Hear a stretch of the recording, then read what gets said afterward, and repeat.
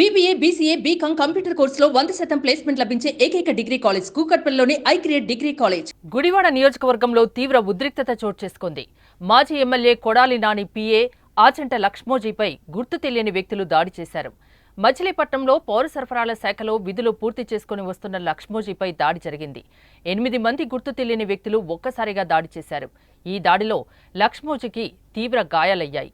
వెంటనే ఆయన్ని హాస్పిటల్కు తరలించి చికిత్స అందిస్తున్నారు.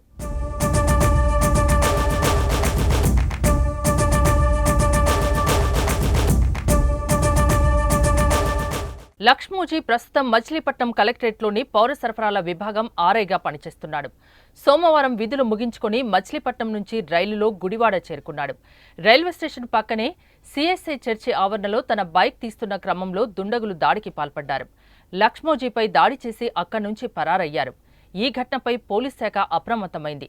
దాడి విషయం తెలుసుకున్న జిల్లా ఎస్పీ ఆర్ గంగాధర్రావు వెంటనే గుడివాడ చేరుకుని పరిస్థితిని సమీక్షించారు. ఎటువంటి అవాంఛనీయ సంఘటనలు జరగకుండా చర్యలు చేపట్టారు. అయితే లక్ష్మోజీపై దాడితో స్థానికంగా తీవ్ర ఉద్రిక్త పరిస్థితులు ఏర్పడ్డాయి.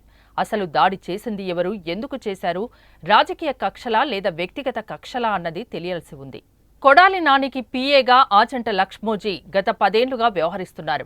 నానికి చేదోడు వాదోడుగా ఉంటూ అన్ని వ్యవహారాల్ని దగ్గరుండి చూసుకునేవారు.